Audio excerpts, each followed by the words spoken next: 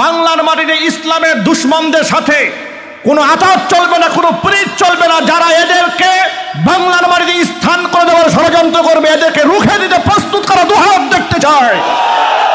আমাদের গায়ে রক্ত থাকতে ওদেরকে পুনর্বাসন এই বাংলাদেশে আমরা করতে দেব না, কারণ ওরা ইসলামের শত্রু, ওরা কোরআনের শত্রু, ওরা আমার রসুলের শত্রু, ওরা এই দেশে আলেমদের শত্রু, ওরা ইসলামিক রেভলিউশনের শত্রু।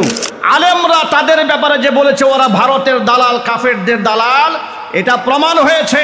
অসংখ্য মানুষকে খুন করার পরে বাংলাদেশের নিকৃষ্ট শত্রুকে ভারত কুলে তুলে নেওয়ার মাধ্যমে প্রমাণ করেছে ওরা ভারতের পা চাটা গোলাম ছাড়া কিছু ছিল না।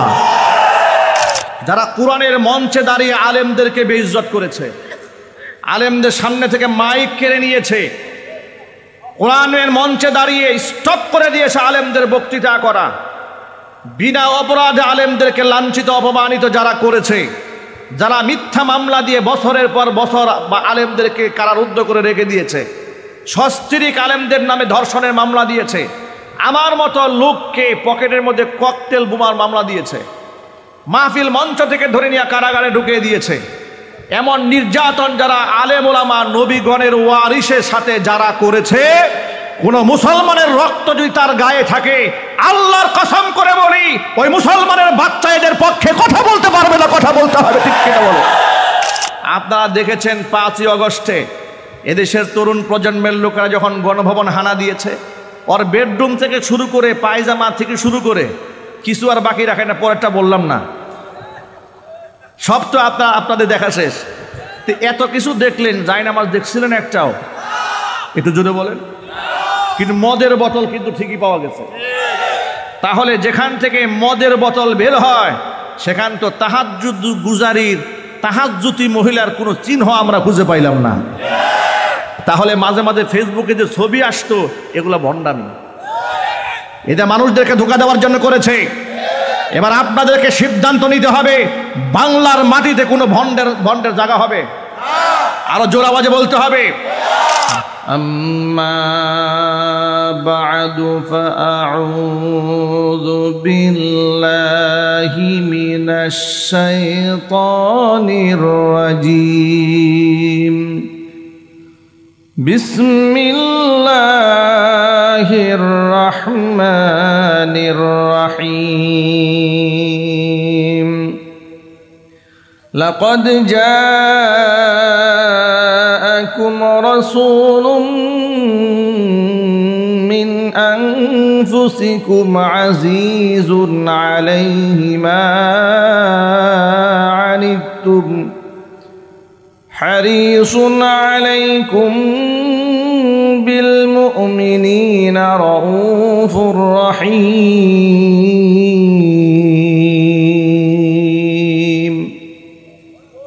وقال تعالى في شان حبيبه ومحبوبه آمرا ومخبرا إن الله وملائكته يصلون على النبي يا أيها الذين آمنوا صلوا عليه وسلموا تسليما اللهم صل على محمد وعلى آل محمد كما صليت على إبراهيم وعلى آل إبراهيم إنك حميد مجيد اللهم بارك على محمد وعلى آل محمد كما باركت على إبراهيم وعلى آل إبراهيم إنك حميد مجيد। মোহাব্বতে জবান ছেড়ে সকলে মিলে কিছুক্ষণ জিকির করুন, লা ইলাহা ইল্লাল্লাহ।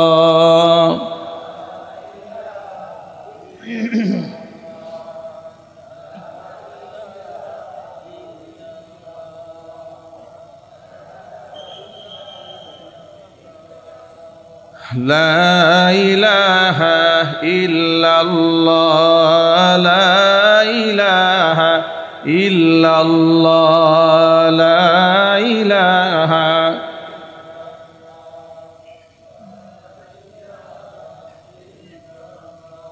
لا إله إلا الله لا إله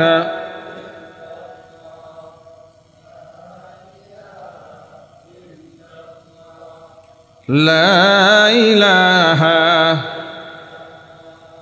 لا إله إلا الله محمد رسول الله صلى الله عليه وسلم। ঐতিহ্যবাহী কুমিল্লা জেলার অন্তর্গত লালমাই উপজেলার ভুলিন ও যাদবপুর কেন্দ্র ঈদগাহ কমিটির উদ্যোগে আয়োজিত তৃতীয় বার্ষিকী তাফসীরুল কোরআন মাহফিলের শেষ অধিবেশনের সম্মানিত সভাপতি জনাব মোহাম্মদ শাহজাহান মজুমদার মানিক, ভুলুইন লালমাই কুমিল্লা। আল্লাহ তাআলা তার নেক হায়াত দারাজ করুন। উপস্থিত আজকের এই তাফসীরুল কোরআন মাহফিলের সম্মানিত বিশেষ অতিথিবৃন্দ, হযরত উলামায়ে কেরাম, মুরব্বিয়ান এযাম, অত্র এলাকা এবং পার্শ্ববর্তী এলাকার বিভিন্ন প্রান্ত থেকে ছুটে আসা দিন দরদি, ইমানদার, পরহেজগার, মুত্তাকি মুসলিম ভাইয়েরা, পর্দার অন্তরালে অবস্থানরত আমাদের সকলের শ্রদ্ধা ভাজন পর্দানিশীন মা এবং বোনেরা, মহান আল্লাহ রব্বুল আলামিনের দরবারে আলিশানে লাখ কোটি শুকরিয়া আদায় করছি যে মহান মনিব আমাদেরকে জগদ্দল পাথরের মতো চেপে বসা লেডি ফেরাউনের জুলুম নির্যাতনকে উপেক্ষা করে মহান আল্লাহ পাকের করুণা এবং দয়ায় একটা অক্টোপাসের মতো ঘিরে ধরা এই জাতিকে আল্লাহ আপন মেহেরবাণীতে হিফাজত করেছেন। স্বাধীনভাবে কথা বলার পথ পরিবেশ আল্লাহ তাআলা তৈরি করে দিয়েছেন। এই জন্য সমস্ত প্রশংসা কার? আরো জোরে বলুন। হৃদয়ের সবটুকুন ভালোবাসা উজাড় করে আল্লাহর শেখানো ভাষায় শুকরিয়া আদায় করছি। জবান ছেড়ে দিয়ে বলছি আলহামদুলিল্লাহ। রব্বানা লাকাল হামদ হামদান কাসীরা তাইয়িবান মুবারাকান ফীহি রব্বানা লাকাল হামদু কামা ইয়ানবাগি লিজালালি ওয়াজহিকা ওয়া আযীমি সুলতানিকা। আল্লাহ তাআলা আজকে তাফসীরুল কোরআন মাহফিলকে কবুল করুন। ভুলুইন ও যাদবপুর কেন্দ্রীয় ঈদগাহ কমিটিকে আল্লাহ তাআলা কবুল করুন। যারা শ্রম দিয়েছেন, ঘাম ঝরিয়েছেন, অর্থকড়ি খরচ করেছেন, আল্লাহ তাআলা সকলকে মাফ করে দেন। তাদের জানে, মালে, ইজ্জতে, সম্মানে আল্লাহ ভরপুর বারাকা দান করুন। অত্র এলাকার সমস্ত মুর্দেগানের কবরে আযাব আল্লাহ তাআলা কিয়ামত পর্যন্ত বন্ধ করে দিন। খেলা হাসরের কঠিন ময়দানে এই আয়োজন আল্লাহ তাআলা আমাদের সকলের নাজাতের জারিয়া হিসেবে কবুল করুন। এই সমস্ত কমিটির কাছে এলাকাবাসীর যুগ যুগ ধরে ঋণী হয়ে থাকবে। কেন?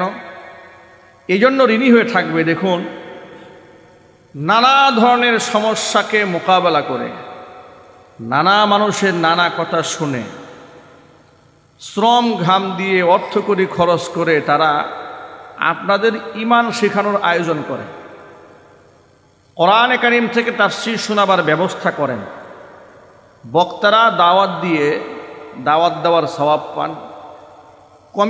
কমিটিরা ইসলাম প্রচারের ক্ষেত্রে তাদের বিরাট ভূমিকা আছে। এদেশে ইসলাম কায়েম হওয়া, ইসলাম প্রতিষ্ঠা করা, কিংবা একেবারে প্রান্ত সীমানা পর্যন্ত ইসলামের বাণী পৌঁছে দেওয়ার ক্ষেত্রে আলেম ওলামা পীর বুজুর্গদের যেমন অবদান আছে, সাধারণ মুসলমানেরও বিরাট অবদান আছে। কথা কি সত্য না মিথ্যা? যদি আপনারা এই আয়োজনটা না করতেন, তাহলে ঢাকা থেকে বক্তারা এসে এত দূর থেকে এসে আপনাদেরকে কথা শোনা কঠিন হয়ে যেত, ঠিক কিনা? আচ্ছা, কোরআনে কারিমের কথা শুনলে আল্লাহ পাক কোরআনের যে দিক নির্দেশনা আমাদেরকে দান করেছেন, আল্লাহ অনেক অনেক চমৎকার চমৎকার কথা বলেছেন। উচিত ছিল এই কথাগুলো আমাদের সকলেরই জানা। দুঃখজনক বাস্তবতা হচ্ছে, কথা জানবো তো দূরের কথা, এ কথা দেখে পড়ার যোগ্যতাও আমাদের নাই, ঠিক কিনা বলেন? আমাদের এই উপমহাদেশে দ্বীন শিক্ষাটাকে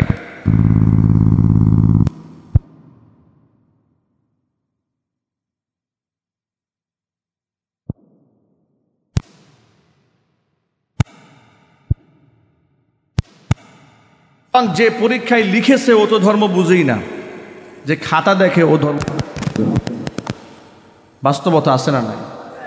আচ্ছা, আপনারা বলেন তো, স্কুলে যারা এখানে মাধ্যমিকে পড়াশোনা করেছেন, ক্লাস 5 পর্যন্ত পড়েছেন, পরবর্তীতে আর তো ধর্ম সাবজেক্ট ওইভাবে নেই। জীবনে আপনারা ধর্ম সাবজেক্ট প্রাইভেট পড়েছেন? একটু জোরে বলেন না সবাই। ধর্ম সাবজেক্টের জীবনে কেউ কোনদিন ফেল করেছেন? তো প্রাইভেটও পড়েন নাই, স্কুলেও পড়েন নাই, বাসায়ও পড়েন নাই, কিন্তু আপনি কিন্তু ফেলও করেন নাই, অটো পাস, ঠিক কিনা বলেন? পক্ষান্তরে আপনি ইংরেজিতে কোচিং করেছেন, প্রাইভেটেও পড়েছেন, এরপরও আপনি ফেল করেছেন। অঙ্কে প্রাইভেট পড়েছেন, কোচিং করেছেন, তারপরও আপনি ফেল করেন। পাশ করা খুব কঠিন হয়ে যায়, কিন্তু ধর্ম পাশ করা কোনো ব্যাপার না।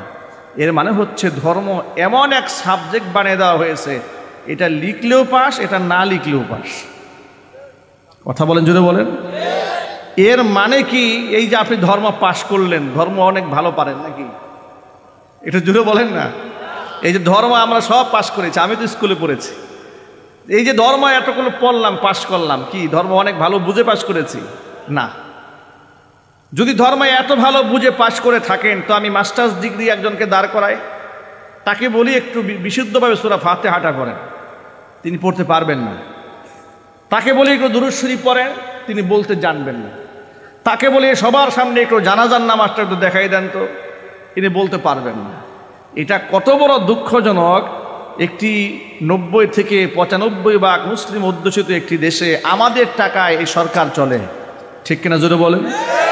আমাদের টাকায় বিশ্ববিদ্যালয় চলে, স্কুল চলে, সরকারের অফিসাররা বড় বড় দামি ল্যান্ড ক্রুজার প্রাডো গাড়িতে ঘুরে বেড়ায়।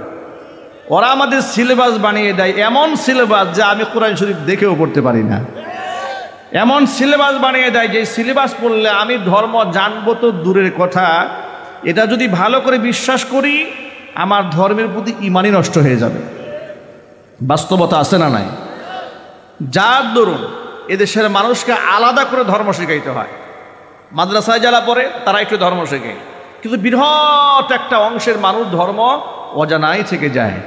তাদেরকে ধর্ম শেখাবার জন্য এই বড় বড় মঞ্চ সাজানো হয়, আয়োজন করা হয়, যাতে করে স্বাধীনভাবে মানুষ এখান থেকে একটু ধর্ম চর্চা করতে পারে।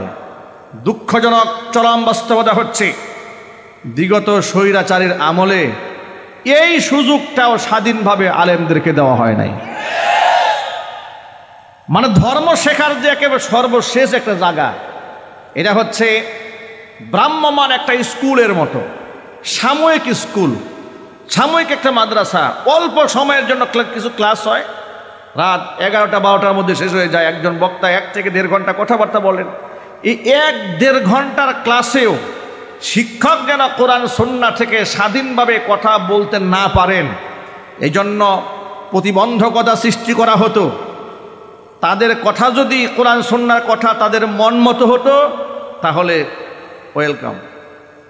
আর যদি স্বার্থ বিরোধী হতো, তাহলে এই হুজুর মৌলবাদী হুজুর। এই একটা মেকানিজম এদেশের মধ্যে সাজানো হয়েছিল। নিশ্চয় আপনাদের ইতিহাস ভুলে যাওয়ার কথা নয়। আমি বক্তৃতাকালে আপনাদেরই এক ভাই মাঝখান থেকে স্লোগান দিয়ে দাঁড়িয়েছিলেন, নারায়ে তাকবীর, আল্লাহু আকবার, ভারতের দালালেরা হুঁশিয়ার সাবধান। ব্যাস, মাহফিল শেষ।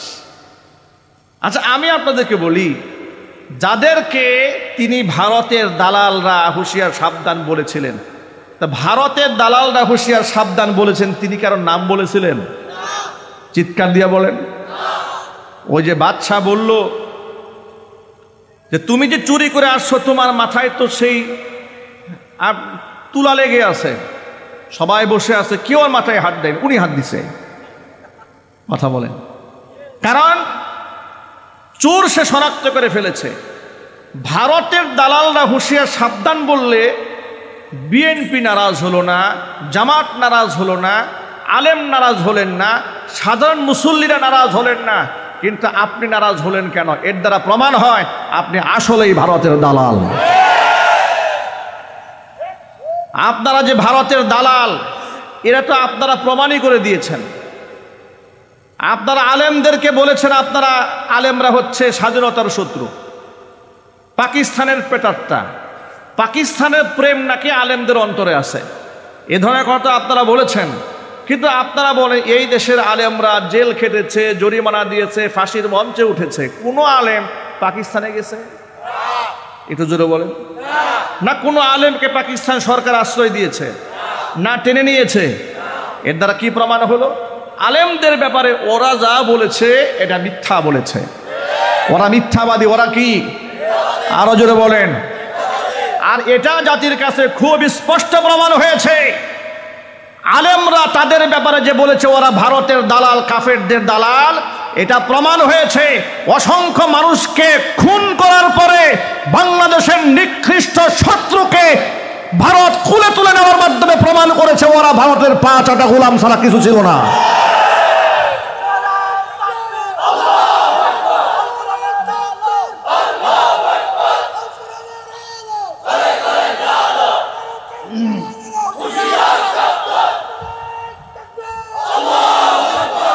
এখন আমি মাইকে বলছি ওরা ভারতের দালাল।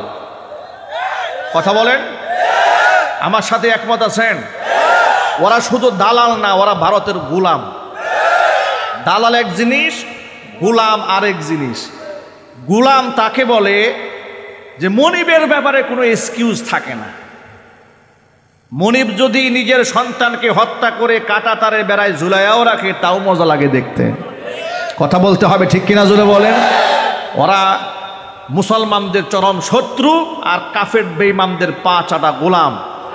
আমি আপনাদেরকে বক্তৃতা শুরুতে আহ্বান জানাচ্ছি, যারা কোরআনের মঞ্চে দাঁড়িয়ে আলেমদেরকে বেইজ্জত করেছে, আলেমদের সামনে থেকে মাইক কেড়ে নিয়েছে, কোরআনের মঞ্চে দাঁড়িয়ে স্টপ করে দিয়েছে আলেমদের বক্তৃতা করা, বিনা অপরাধে আলেমদেরকে লাঞ্ছিত অপমানিত যারা করেছে, যারা মিথ্যা মামলা দিয়ে বছরের পর বছর বা আলেমদেরকে কারারুদ্ধ করে রেখে দিয়েছে, সস্ত্রীক আলেমদের নামে ধর্ষণের মামলা দিয়েছে, আমার মতো লোককে পকেটের মধ্যে ককটেল বোমার মামলা দিয়েছে, মাহফিল মঞ্চ থেকে ধরে নিয়ে কারাগারে ঢুকিয়ে দিয়েছে, এমন নির্যাতন যারা আলেম ওলামা নবীগণের ওয়ারিসের সাথে যারা করেছে, কোন মুসলমানের রক্ত যদি তার গায়ে থাকে, আল্লাহর কসম করে বলি ওই মুসলমানের বাচ্চা এদের পক্ষে কথা বলতে পারবে না। কথা বলতে হবে, ঠিক কিনা বলো?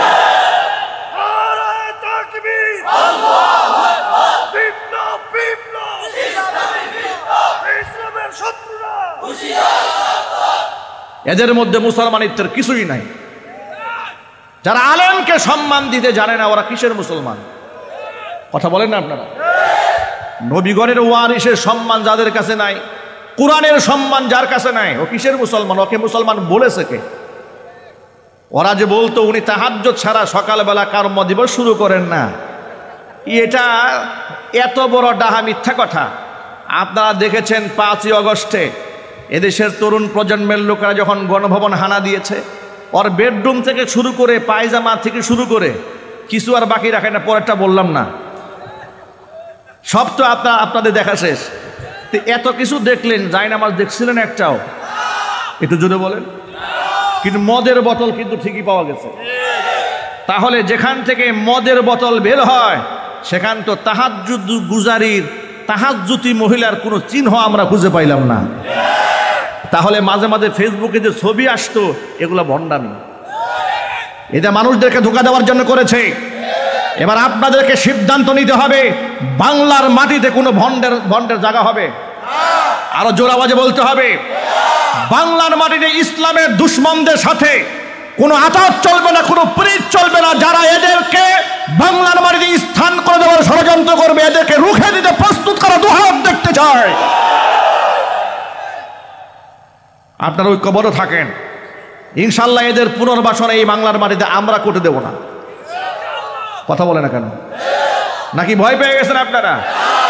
আমাদের গায়ে রক্ত থাকতে ওদেরকে পুনর্বাসন এই বাংলাদেশে আমরা করতে দেব না। কারণ ওরা ইসলামের শত্রু, ওরা কোরআনের শত্রু, ওরা আমার রসুলের শত্রু, ওরা এই দেশে আলেমদের শত্রু, ওরা ইসলামিক রেভলিউশনের শত্রু। 1969 সনে জাহাঙ্গীরনগর মুসলিম বিশ্ববিদ্যালয় তৈরি করা হলো। দেশ স্বাধীন হওয়ার পরে 1972 সনে জাহাঙ্গীরনগর মুসলিম বিশ্ববিদ্যালয় থেকে মুসলিমটা ওরা বাদ দিয়ে দিল। কত অ্যালার্জি ইসলামের উপর দেখেন গেল, এক নম্বর। দ্বিতীয়তে আসেন নবাব সলিমুল্লাহ মুসলিম হল ঢাকা বিশ্ববিদ্যালয়ে, সলিমুল্লাহ ঠিক রেখে মুসলিম শব্দ বাদ দিয়ে সলিমুল্লাহ হল বানায় দিল। কাজী নজরুল ইসলাম একাডেমি, ইসলাম সহ্য হয় নাই, বাদ, ইসলাম বাদ দিয়ে নাম রাখলো কাজী নজরুল একাডেমি, ইসলাম এখানেও বাদ দিয়ে দিল। সংবিধানের শুরুতে ছিল বিসমিল্লাহির রহমানির রাহিম, আল্লাহর উপর অবিচল আস্থা এবং বিশ্বাস, এটা সংবিধানে ছিল। পঞ্চম সংশোধনী এনে বিসমিল্লাহ বাদ দিয়ে দিল, আল্লাহর উপর আস্থাও বাদ দিয়ে দিল। কোন মুসলমানের সন্তান যদি আল্লাহর উপর আস্থা বাদ দিয়ে দেয়, কসম আল্লাহর, যত বড় হাজি হোক না কেন মুসলমান হতে পারে নাই। ওদের যে আলেম ওলামা ইসলামের উপর অ্যালার্জি আছে, আর কত প্রমাণ লাগবে আপনাদের? ঢাকা বিশ্ববিদ্যালয়ে গত রমজান মাসের কথা বলি, একেবারে লেটেস্ট নিউজ। গোটা রমজান মাসের মধ্যে সেখানে হিন্দুদের হোলি উৎসব হয়েছে, বাধা নাই। শিখ সম্প্রদায়ের গুরু নানকের মিছিল হয়েছে, তাতেও কোনো অসুবিধা হয় নাই।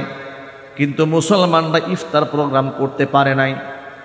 এমনকি মুসলমান কিছু ছাত্রছাত্রীরা মিলে কোরআন তেলাওয়াত করেছিল।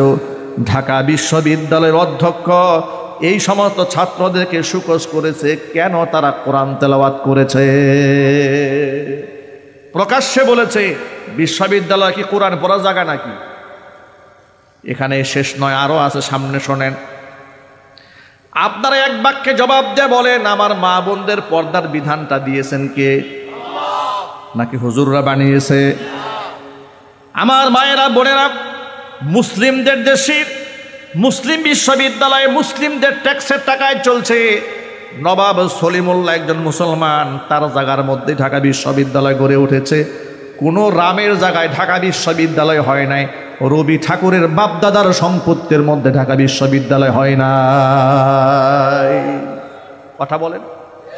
শাহরিয়ার কবিরের বাবার জায়গায় ঢাকা বিশ্ববিদ্যালয় হয়েছে, শামসুর রহমানের মার জায়গায় বিশ্ববিদ্যালয় হয়েছে, ভারতের দাদা বাবুদের জায়গায় হয়েছে। নবাব সলিমুল্লাহ একজন খাঁটি মুসলমান, তার ছবি দেখবেন ফেসবুক সার্চ দিয়ে, গুগল সার্চ দিবেন, দেখবে লম্বা লম্বা দাড়ি, মাথার মধ্যে বিরাট টুপি, হাতের মধ্যে লাঠি। প্রশ্ন হলো, মুসলমানদের দানের জায়গায় ওয়াকফকৃত সম্পত্তির মধ্যে ঢাকা বিশ্ববিদ্যালয় গড়ে উঠল, আর সেই জায়গায় মুসলমানরা ইসলাম চর্চা করতে পারবে না। কথা বুঝতে পেরেছেন? ইসলাম বাদ দিয়ে আপনি সব করবেন। হাফ প্যান্ট পরে অসুবিধা নাই, মেয়ে ছেলে মেয়ে ফ্রি সেক্স করে তাতেও সমস্যা নাই, ফ্রি মিক্সিং করে তাতেও সমস্যা নাই, গাঁজা টানে অসুবিধা নাই, প্রকাশ্যে ধূমপান করছে তাতেও সমস্যা নাই।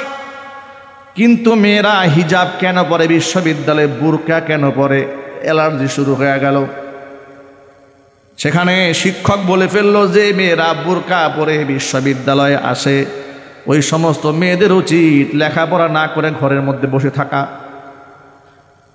আমি অবাক বিস্ময়ে তখনও বলেছি, আজও বলছি, যে শিক্ষক নামক কুলাঙ্গার বলেছে পর্দানিসীন মেয়েরা বিশ্ববিদ্যালয়ে পর্দা করে যদি আসতে মনে চায়, তাহলে সে যেন বিশ্ববিদ্যালয়ে না আসে, সে যেন ঘরের মধ্যে বসে থাকে। আমি ওই কুলাঙ্গার শিক্ষককে টার্গেট করে বিগত দিনেও বলেছে, আজকেও বলছি, এই লোকটা মুসলিমদের দেশের বিশ্ববিদ্যালয়ের শিক্ষক হওয়ার যোগ্যতা রাখে না, ও পতিতালয়ের দালালি করা ছাড়া কিছুই করতে পারবে না। ও হবে পতিতালয়ের দালাল। কিসের দালাল? জলে বলেন। এই সমস্ত পতিতালয়ের দালালদেরকে তারা শিক্ষক বানিয়েছিল। কেন? ইসলাম কায়েম করার জন্য, ইসলামকে ধ্বংস করার জন্য। কি করার জন্য জোরে বলেন? এগুলা মাত্র কয়েকটা আপনাদের সামনে উপস্থাপন করেছি। এত ইতিহাস আমি বলতে চাই না, সংক্ষিপ্ত আকারে মনের কিছু দুঃখ আপনাদের সামনে শেয়ার করলাম। কি জন্য সেটাও বলি। ওরা আপনাদের এই মাহফিলটায় বন্ধ করে দিয়েছিল। কথা বলেন। ক্ষমতার দাপটে ক্ষমতা চিরদিন থাকে না, তবে আপনাদেরকে কথা মনে রাখতে হবে, কে সামনে ক্ষমতায় যাবেন, কে আসবেন, এটা আল্লাহ পাক ভালো জানে। ঠিক কিনা জোরে বলেন? কিন্তু কোরআন এবং সুন্নাহ আলেম ওলামাদের সাথে যারা বিয়াদবি করবে তাদের কপালে যে জুতার বাড়ি থাকবে কিয়ামত পর্যন্ত, কোনো সন্দেহ নাই। এবং ইসলাম বিরোধীদের সাথে আপনাদের কোনো সম্পর্ক থাকতে পারবে না। আপনারা কি ওয়াদা করতে পারেন? হাত তোলেন। ইসলাম বিরোধীদের সাথে আমাদের কারো কোনো সম্পর্ক নাই। হাত তোলেন, কথাটা মনে থাকবে ইনশাল্লাহ। আল্লাহ যেন কবুল করেন, হাত নামান। প্রিয় ভাইয়েরা আমার, কোরআনের মাহফিলে কোনো মুসলমান তো বাধা হয়ে দাঁড়াতে পারে না। তার কারণ হলো কোরআনের মাহফিলে এসে মানুষেরা দিলের পরিবর্তন হয়। এই দেশে অসংখ্য বেনামাজিরা কোরআনের মাহফিলে এসে নামাজি হয়েছে। অসংখ্য সুদখোর এবং ঘুষখোরেরা তওবা করে খাঁটি মুসলমান হয়েছে। এটা কেন হয়? এটা আল্লাহ পাকের কোরআনের একটা আয়াত আছে। আল্লাহ রাব্বুল আমিন নিজে বলেছেন, ফাআম্মাল্লাযীনা আমানু ফাযাদাতুহুম ঈমানাও ওয়া হুম ইয়াস্তাবশিরুন। আমার একটা আয়াত যখন নাজিল হয়, আয়াতগুলো যখন বান্দারা শুনে, যারা ইমানদার বান্দা, তাদের অন্তরটা শীতল হয়ে যায়, তারা সুসংবাদ গ্রহণ করে, তাদের ইমানটা বৃদ্ধি পায়। জোরে কোন সুবহানাল্লাহ। নবীজি সাল্লাল্লাহু আলাইহি সাল্লামকে আল্লাহ বলেছেন, ও আমার হাবিব, ওয়াযাক্কির ফাইন্নায-যিকরা তানফাউল মুমিনিন। আপনি আমার এই নসিহতের কথাগুলো মানুষের সামনে বেশি বেশি বলুন, ইমানদারদের ফায়দা হবে। আপনি যত বেশি বলবেন তত ফায়দা হবে, যত বলবেন তত ফায়দা হবে। কোরআনের মঞ্চে যারা একবার বসে একটানা 60 বছর পর্যন্ত নফল ইবাদত করলে যে সওয়াব হতো, বান্দার আমল নামার মধ্যে আল্লাহ পাক সেই সওয়াব লিখে দেন। শুধু কি তাই, তাদের জন্য মস্ত বড় সুসংবাদ আছে। এই মজলিসের মধ্যে প্রশংসা হবে কার? আরো জোরে বলুন না, কার? এই সমস্ত ব্যক্তিদেরকে রহমতের ফেরেশতারা আবৃত করে চতুর্দিক থেকে দাঁড়ায় গেছে। এমনভাবে দাঁড়িয়েছে, জায়গা না পেয়ে একজনের কাজের উপর ভর দিয়ে দিয়ে আরেকজনের কাজের উপর ভর দিয়ে দিয়ে আরশ মুআল্লা পর্যন্ত ইতিমধ্যে পৌঁছে গেছে। আমরা সেই দৃশ্য দেখতে পাচ্ছি না। আল্লাহ পাক ফেরেশতাদেরকে জিজ্ঞেস করছেন, সব কিছু জানার পরেও কি ব্যাপার, তোমরা কোত্থেকে এলে? ফেরেশতারা বলে, রব্বুল আলামিন, দুনিয়ার মধ্যে এই ভুলইন ঈদগাহ ময়দানে তোমার কিছু বান্দারা তোমার প্রশংসা করছে। আল্লাহ পাক জিজ্ঞেস করে, যারা আমার প্রশংসা করে ওরা কি আমাকে চিনে নাকি? ওরা কি আমাকে দেখেছে নাকি? বলে, না, তোমার দেখে নাই। যদি তোমাকে দেখতো তো কি হতো? যদি আমাকে দেখতে পেতো তাহলে কি হতো? ফেরেশতারা বলে, রব্বুল আলামিন, তাহলে তারা তোমার প্রশংসা করার জন্য আরো ব্যাকুল হয়ে যেত। আল্লাহ পাক তখন জানতে চান, ওরা আমার কাছে কি চায়? বলে, আল্লাহ তোমার কাছে এরা জান্নাত চায়। ওরা কি আমার জান্নাত দেখেছে? বলে, না, দেখে নাই। যদি জান্নাত দেখতো তাহলে কি হতো? ওই জান্নাতে যাওয়ার জন্য প্রতিযোগিতামূলকভাবে ধাবিত হতো। ওরা আমার কাছে কি থেকে পানাহা চায়? ফেরেশতারা বলে, জাহান্নামের আগুন থেকে পানাহা চায়। ওরা কি জাহান্নামের ভয়াবহতা দেখেছে? বলে, না, দেখে নাই। তাহলে পানা চায় কেন? রব্বুল আলামিন, ওরা জাহান্নামের আগুন থেকে পানাহা চাচ্ছে না দেখে শুধু বিশ্বাস করে। আল্লাহ পাক বলেন, যদি দেখতো তাহলে কি হতো? তখন ফেরেশতারা বলে, রব্বুল আলামিন, জাহান্নামের আগুন দেখতে পেত তাহলে সেখান থেকে ভয়ে আরো বেশি তারা পলায়ন করত।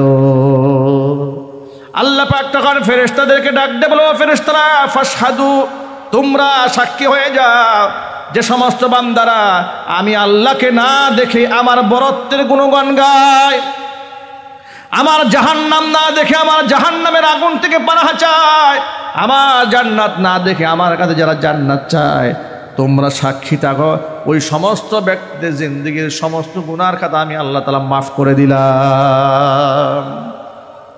ফেরেশতাদের মধ্যে কোনো একজন চিৎকার করে বলে, রব্বুল আলামিন, সবাই কিন্তু তোমার জিকির করার জন্য বসে নাই, কিছু লোক এমনিতেই রাস্তা দিয়ে হেঁটে যাচ্ছিল, এতগুলো মানুষ দেখে তার পাশে বসে গিয়েছে। আল্লাহ পাক তখন জবাব দিয়ে বলছেন, হুমুল জুলাসা লা ইয়াশকা বিহিম জালিসুহুম, তারা আমার মজলিসে আমার জিকির করার কারণে এতটাই সম্মানিত হয়েছে, ওদের গা ঘেঁষে যদি কেউ বসে সেই ব্যক্তিও আমার রহমত থেকে বঞ্চিত হয় না। এই সমস্ত মজলিসের মূল্য আল্লাহর কাছে আছে না নাই? আরো জোরে বলতে হবে, আছে না নাই? আপনারা নিশ্চিত থাকেন, কনফার্ম থাকেন, যদি বান্দার হক কেউ নষ্ট করে না থাকেন, তাহলে ইনশাআল্লাহ এখান থেকে বেগুনা মাসুম হয়ে আমরা বাড়ি ফিরে যাব ইনশাআল্লাহ। বলেন ইনশাআল্লাহ। শুধু একটা জায়গায় আমরা ধরা খেয়ে যাব, বান্দার হক সংশ্লিষ্ট ব্যাপারে। এটা বড় মারাত্মক জিনিস। আপনি যদি বান্দার হক নষ্ট করে থাকেন, শহীদও যদি হন, আল্লাহ আপনাকে ছাড়বে না। একদিন জিবরাইল আসছেন, এসে নবী করিম সাল্লাল্লাহু আলাইহি ওয়াসাল্লামকে বললেন, হে আল্লাহ রাসূল, আল্লাহ তাআলা শহীদের এত মর্যাদা দিয়েছে যে কিয়ামতের দিন শহীদদের কোনো হিসাব হবে না, কোনো হিসাব হবে না, ওরা বিনা হিসেবে আল্লাহর জান্নাতে যাবে। সুবহানাল্লাহ বলবে না ভাই? এই কথা নবীজি সাল্লাল্লাহু আলাইহি ওয়াসাল্লাম সাহাবীদেরকে শোনায় দিলেন, শহীদদের কোনো হিসাব হবে না, বিনা হিসেবে শহীদরা জান্নাতে যাবে। এই কথা শুনিয়ে দেওয়ার পরে ওই মজলিসেই নবীজি সাল্লাল্লাহু আলাইহি ওয়াসাল্লাম বসে আছেন, এখনো মজলিস ত্যাগ করেননি। মজলিসের শেষ দিকে সাহাবীদেরকে বললেন, সাহাবীরা শোনো, আরেকটা কথা বাকি রয়ে গেছে, যা জিবরাইল এই মাত্র আমাকে বলে গেলেন। কোন অংশটা? শহীদ যদি বান্দার হক নষ্ট করে গিয়ে থাকে, কিয়ামতের দিন শহীদদেরও জবাব দিতে হবে আসামির কাঠগড়ায় দাঁড়িয়ে। যেই বান্দার হকটাকে আমরা কোনো হকই মনে করি না, ঠিক কিনা বলেন? আমরা এটা কোনো গুরুত্ব দিই না। অমুক দিন দোকান থেকে 500 টাকা বাকি নিয়েছিলেন, আর টাকা আপনি দেন নাই। অমুকের কাছ থেকে 5000 টাকা ধার নিয়েছেন, টাকার দেওয়ার নাম নাই। যদিও কুমিল্লা যেরকম হয় না, হ্যাঁ, টাকা নেওয়ার সময় কত সুন্দর ব্যবহার, কত সুন্দর আচরণ। আমি এক দোকানে দেখি লিখে রেখেছে, সাইনবোর্ডে লিখেছে, কেউ আপনারা বাকি চাহিয়া লজ্জা পাবেন না, বাকি দেওয়ার পরে যা যা হয় লিখেছে। আমি কতক্ষণ দাঁড়িয়ে বললাম, কি লিখেছে? দাঁড়িয়েছি, 1 2 3 4 অনেকগুলো লিখেছে। এর মধ্যে 1 নাম্বার লিখেছে, বউর মাথা ব্যথা, এর জন্য দেখা করতে পারতেছে না। এরপরে বেতন হয় নাই, আগামী মাসে হবে। 2 নাম্বার অজুহাতগুলো লিখেছে। 3 নাম্বার আমার মনে নাই। 4 নাম্বার সন্তান অসুস্থ। 5 নাম্বার রাস্তায় প্রচণ্ড যানজট, আসতে দেরি হয়েছে। মানে এতগুলা অজুহাত 10-12টা দাঁড় করিয়েছে যে যদি আমি আপনাকে বাকি দেই তো আপনি এতগুলা রোগে আক্রান্ত হয়ে যাবেন। আমি চাই না আপনি রোগে আক্রান্ত হন। বাস্তবতা আছে না নাই? সর্বশেষ আমি আপনাকে ফোন দিলে আপনি ফোনটা পর্যন্ত রিসিভ করবেন না। এই জন্য বাকি চাহিয়া কেউ লজ্জা পাবেন না। সারা জীবন তো লেখে লজ্জা দিবেন না, ও লিখছে বাকি চাহিয়া কেউ লজ্জা পাবেন না। প্রিয় ভাইয়ের আমার, আমরা এটাকে কোনো আমলই মনে করি না, মনে করি এটা আবার কি জিনিস, এটা কোনো বিষয় না। নবী করিম সাল্লাল্লাহু আলাইহি সাল্লাম উপস্থিত সাহাবীদেরকে প্রশ্ন করলেন, ও সাহাবীরা তোমরা বলো তো, মানিল মুফলিস, সর্বহারাকে, সবচাইতে হত দরিদ্রকে? সাহাবায়ে কাম বললেন, আল্লাযী লা দিনার ওয়ালা দিরহামা, যার কোনো টাকা পয়সা নাই, দিনার দিরহাম নাই, সে তো সেই ব্যক্তি হচ্ছে সবচাইতে গরিব মানুষ। নবীজি বললেন, জবাব তোমাদের সঠিক হয় নাই। এবার সাহাবায়ে কাম বললেন, ফাল্লাহু ওয়া রাসূলুহু আলাম, জবাব যদি সঠিক না হয়ে থাকে, সঠিক জবাব আল্লাহ এবং তার রাসূলই ভালো জানেন। নবীজি এবার বললেন, শোনো, যার টাকা নাই, পয়সা নাই, সেই ব্যক্তি হত দরিদ্র নয়, সর্বহারা নয়। কিয়ামতের দিন এমন কিছু মানুষ আল্লাহর দরবারে দাঁড়াবে, অনেক নামাজের সওয়াব নিয়ে দাঁড়াবে, যাকাতের সওয়াব নিয়ে দাঁড়াবে, হজের সওয়াব নিয়ে দাঁড়াবে, নফল ইবাদতের সওয়াব নিয়ে দাঁড়াবে, রোজার সওয়াব নিয়ে দাঁড়াবে। সওয়াবের পাহাড় নিয়ে দাঁড়িয়ে যাওয়ার পরে তার জন্য আল্লাহ জান্নাতের ফয়সালা করতে যাবেন। এমন সময় অসংখ্য বান্দারা, পাওনাদার তার বিরুদ্ধে আল্লাহর দরবারে নালিশ দিবে। রব্বুল আলামিন তুমি এই ব্যক্তির কি ফয়সালা করবা? ও তো দুনিয়ার মাটিতে আমার 1% জায়গা ক্ষমতার কারণে মেরে দিয়েছিল, আছে না নাই? ক্ষেত খামার করতে গিয়া যখন হাইল সোজা করার দরকার ছিল না করে 2 ফুট জায়গা আমার জায়গার মধ্যে ঢুকিয়ে দিয়েছে। বাউন্ডারি করার সময় আমার জায়গা বাউন্ডারি করে ফেলেছে। এমন লোক সমাজে আছে না নাই? আল্লাহ তাআলা সে তো আমার জমি মেরে দিয়েছে, আল্লাহ পাক তাকে বলবেন তার জমি তাকে ফেরত দাও।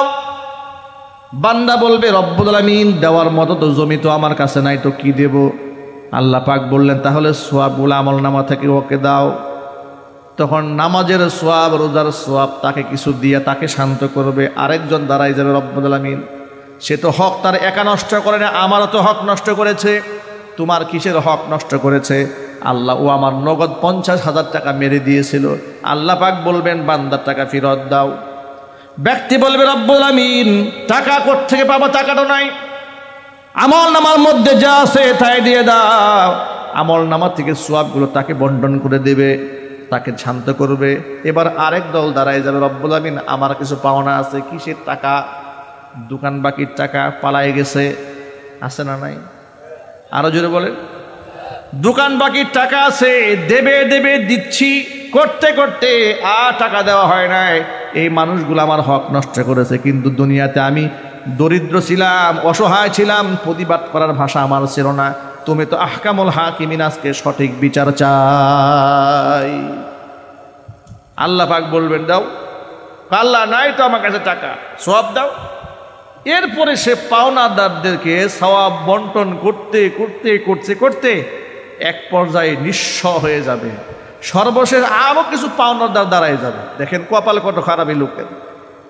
আরো কিছু পাওনাদার দাঁড়ায় যাবে। দাঁড়িয়ে যাওয়ার পরে বলবে রব্বুল আমিন তার কাছে আমার তো আরো কিছু টাকা পাওনা আছে। আল্লাহ বলবেন তাড়াতাড়ি দাও। বান্দা বলবে আল্লাহ দেওয়ার মতো কিচ্ছু নাই, সব শেষ। বান্দাকে আল্লাহ পাক তখন বলবেন দেওয়ার মতো কিছুই যদি না থাকে, নেওয়ার মতো অবস্থা তো আছে। তা তো আছে, ওর আমল নামা থেকে গুনাহগুলো তোর আমল নামায় নে। নাউজুবিল্লাহ পড়েন। তখন ওই দেনাদারের, ওই ব্যক্তি যে ব্যক্তি পাওনাদার, ওই পাওনাদারের আমল নামা থেকে গুনাহ যেগুলো আছে নিজের কামদের মধ্যে উঠাইয়া ওই ব্যক্তি নিঃস্ব হইয়া জাহান্নামের দিকে রওনা হবে। আল্লাহর হাবিব বলেন ওর চাইতে কপাল পুরা হতভাগা আর ওর চাইতে বড় দরিদ্র আসমানের নিচে জমিনের উপর আর কেউ নাই। টাকা পয়সা না থাকলে ব্যক্তি গরিব হয় না। কেন? আল্লাহ নবী বলেন ইত্তলাতু ফিল জান্নাহ, আমি জান্নাতও আল্লাহ আমাকে দেখিয়েছেন, জাহান্নামও দেখিয়েছেন। ইত্তলাতু ফিল জান্নাহ, জান্নাতের মধ্যে আমি নজর করে দেখেছি জান্নাতি কারা। ফারাআইতু আকসারা আহলিহাল ফুকারা, জান্নাতের দিকে তাকিয়ে দেখি জান্নাতের অধিকাংশ মানুষ এই পৃথিবীর গরিবেরা। আল্লাহু আকবার বলেন। গরিব দিয়ে জান্নাতের অধিকাংশ জায়গা ভরপুর করে ফেলেছেন আল্লাহ সুবহানাহু ওয়া তাআলা। নবীজি সাল্লাল্লাহু আলাইহি ওয়াসাল্লাম এরপরে বলেন ওয়াত্তালাতু ফিন্নার, আমি এরপরে জাহান্নামের দিকে উকি দিলাম, দেখি জাহান্নামী কারা। ফারাআইতু আকসারা আহলিহান নিসা, জাহান্নামের দিকে তাকিয়ে দেখি জাহান্নামের অধিকাংশ বাসিন্দা এই পৃথিবীর মহিলারা। মহিলারা জাহান্নাম দখল করে ফেলেছে। ঘৃণার সাথে বলেন নাউজুবিল্লাহ। মহিলাদেরকে ডেকে আল্লাহর হাবিব রাহমাতুল লিল আলামিন বলেছেন ইয়া মাশারান নিসা তাসাদদাকনা, ও মহিলারা বেশি বেশি আল্লাহর রাস্তায় তোমরা দান করো। কেন? ফা ইন্নী উরিতুকুন্না আকসারা আহলিন নার, আমাকে দেখানো হয়েছে তোমরা অধিকাংশ নারী জাহান্নামে যাবে। মহিলারা জানতে চাইলেন ইয়া রাসূলুল্লাহ কোন সে অপরাধ, কোন অপরাধে অধিকাংশ নারী জাহান্নামে যাবে? নবীজি বললেন দুইটা বড় অপরাধের কারণে অধিকাংশ নারী জাহান্নামে যাবে। এক নাম্বার অপরাধ হচ্ছে লিতাকফুরুনাল আশীর, স্বামীর নাফরমানি করা। 2 নাম্বার হচ্ছে ওয়াতাকসুরনাল লানা, কথায় কথায় মানুষকে অভিশাপ দেওয়া। এই দুটা ভয়াবহ দোষ মা বোনদের মধ্যে আছে না নাই? মেজাজ খারাপ হয়ে গেলেই বদদুয়া দেওয়া শুরু করে, আল্লাহর গজব পড়ুক তোর উপরে, আল্লাহ লানত পড়ুক তোর উপরে, আছে না নাই? গজব দিতে দিতে স্বামীর উপরে গজব ডালে কতক্ষণ? নিজের সন্তান দুষ্টুমি একটু বেশি করেছে, মেজাজ খারাপ হয়ে গেছে, আল্লাহ তোরে নিতে পারে না। কথা বলেন, এগুলা মহিলা বলে কিনা বলেন? কথায় কথায় বদদুয়া দিয়ে ফেলে। আর স্বামীর প্রতি কেমন অকৃতজ্ঞ! আহারে, স্বামী বেচারা গাধার খাটনি খাটতে সকাল থেকে রাত পর্যন্ত সংসারকে সুন্দর রাখার জন্য, সুখী রাখার জন্য মাথার ঘাম পায়ে ফেলে কষ্ট করে। কথা কাটাকাটি একটু লেগে এসে 10-12 বছর সংসার করার পরে মুখের উপর সাফ জানিয়ে দেয়, 10 বছরে তোমার সংসারে সুখ কি জিনিস চোখে দেখলাম না। আছে না নাই? আর একটা কমন কথা বলে, এই কমন কথা যে কত স্বামী শুনেছে তার কোনো হিসাব নাই। কমন কথা হলো, মহিলা বলে, একমাত্র আমি দেখে তোমার সংসারটা করছি। কথা বলেন, ঠিক কিনা বলেন?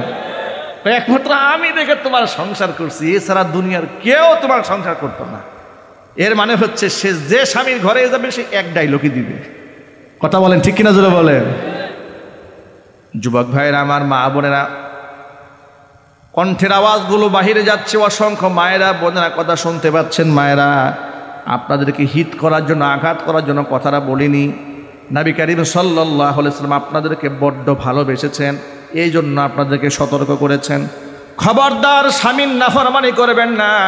নবীজি সাল্লাল্লাহু আলাইহি সাল্লামের চাইতে বেশি দয়ালু মানুষের প্রতি এই পৃথিবীতে আপনি আর কাউকে খুঁজে পাবেন না। আমি আমার খুতবার মধ্যে যে আয়াতখানা তেলাওয়াত করেছি, আল্লাহ পাক আয়াতে বলেছেন, লাকাদ জাআকুম রাসূলুম মিন আনফুসিকুম আজিজুন আলাইহি মা আনিতুম হারিসুন আলাইকুম বিল মুমিনিনা রাউফুর রহিম। জোরে কোন আল্লাহু আকবার। আল্লাহ পাক বলেন, তোমাদের ভেতর থেকে তোমাদের কাছে এসেছে এমন একজন রসূল তোমাদের কাছে এসেছে, আজিজুন আলাইহি মা আনিতুম, কোনো কারণে তোমাদের যদি কষ্ট হয়, তোমাদের কষ্টে আল্লাহর নবী সাল্লাল্লাহু আলাইহি ওয়াসাল্লাম বেশি কষ্ট পান। হারিসুন আলাইকুম আই হারিসুন আলা হিদায়াতিকুম, যিনি তোমাদের হিদায়াতের জন্য খুবই লালায়িত, খুবই প্রত্যাশিত, তোমাদের হিদায়াত কামনায়। বিল মুমিনিনা রাউফুর রহিম, ইমানদারদের জন্য তিনি বড়ই দয়ালু।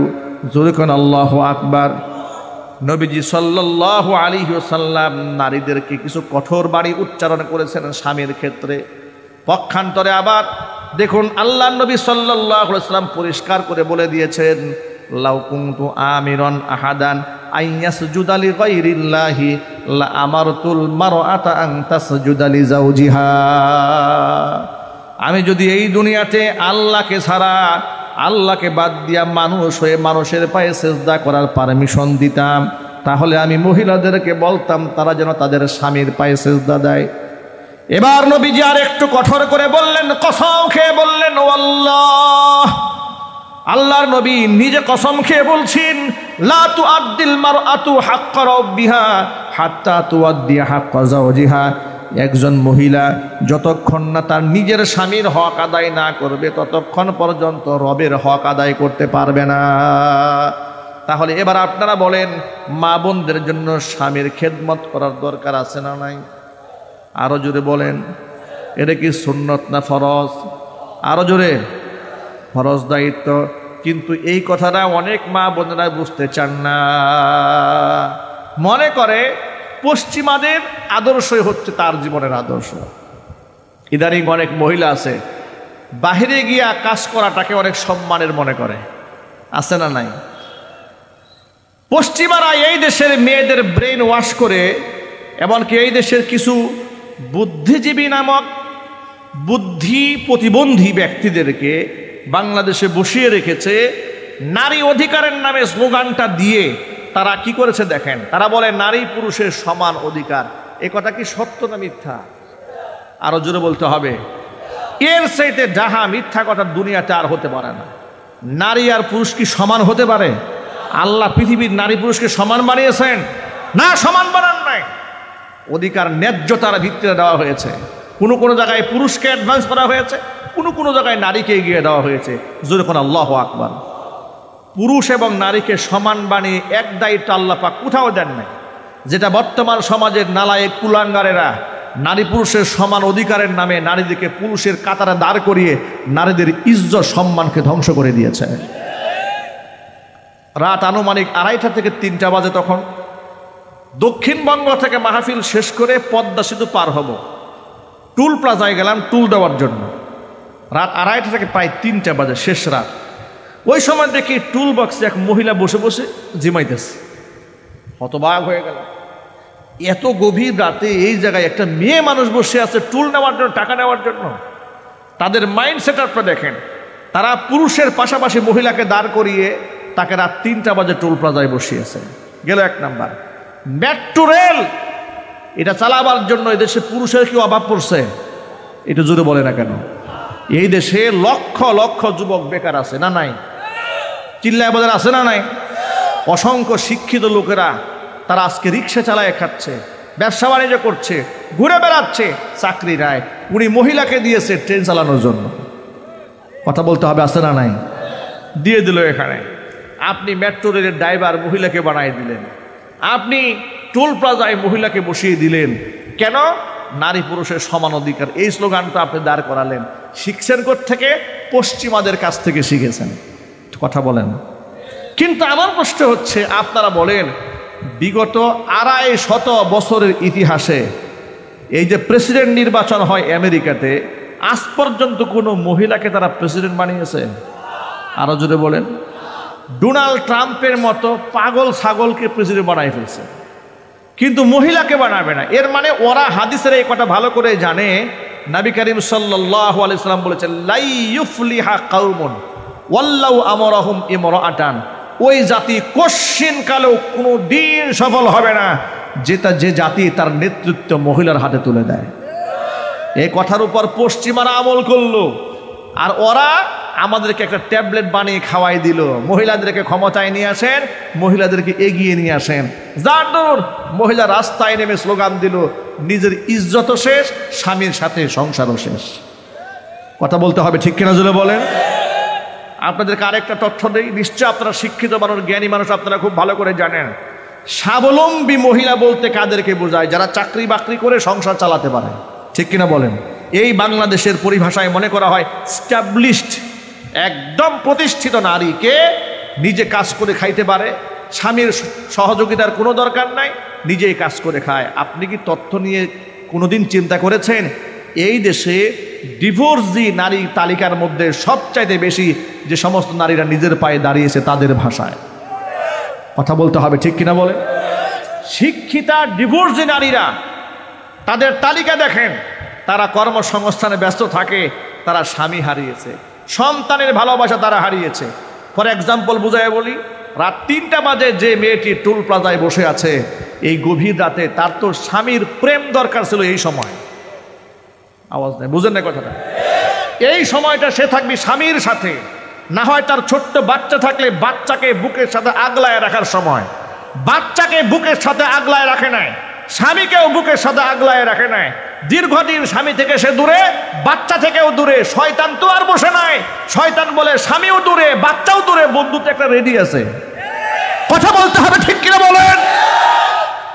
এইভাবে ওরা আমাদের মা বোনদের ইজ্জতকে শেষ করে দিয়েছে। ওরা নারী পুরুষের সমান অধিকারের নামে নারীদের ইজ্জতকে হরণ করেছে, নারীর মান সম্মানকে ধ্বংস করে দিয়েছে। ইসলাম এইভাবে নারীর ইজ্জত, এইভাবে নারীর অধিকার প্রতিষ্ঠিত করে নাই। ইসলাম কিভাবে করেছে আপনাদেরকে শোনায়, কষ্ট হচ্ছে আপনাদের?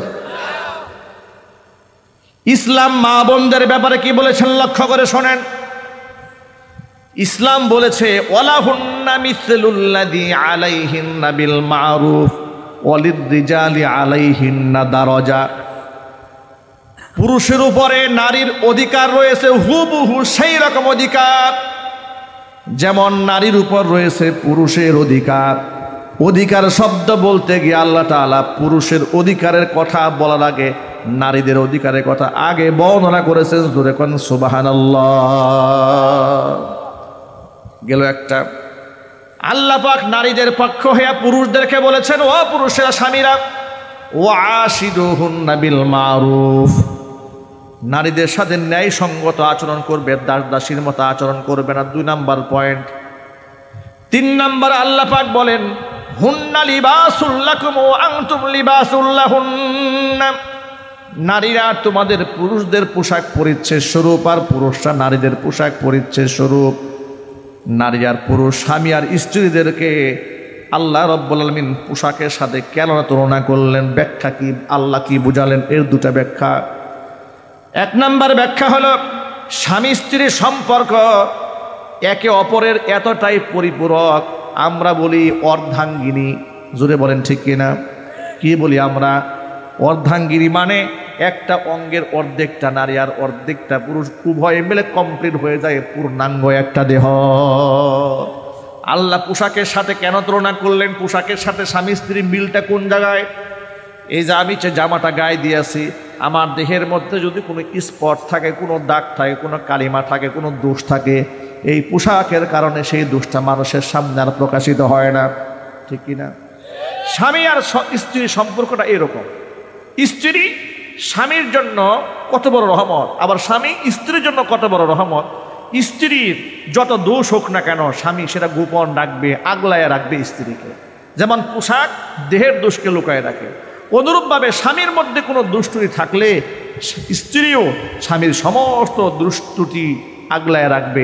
পরপুরুষের সামনে, অন্য মানুষের সামনে স্বামীকে ছোট করবে না। জোরে কোন আল্লাহু আকবার। এই হচ্ছে একটা ব্যাখ্যা। আরেকটা ব্যাখ্যা হচ্ছে, জামা যেমন দেহের সাথে আচ্ছাট হয়ে লেগে থাকে, অনুরূপভাবে স্বামী স্ত্রীর সম্পর্ক বন্ধনটা এরকম, তারা একমাত্র মৃত্যু ছাড়া তাদেরকে কেউ আলাদা করতে পারবে না। জোরে কন্যা আল্লাহু আকবার।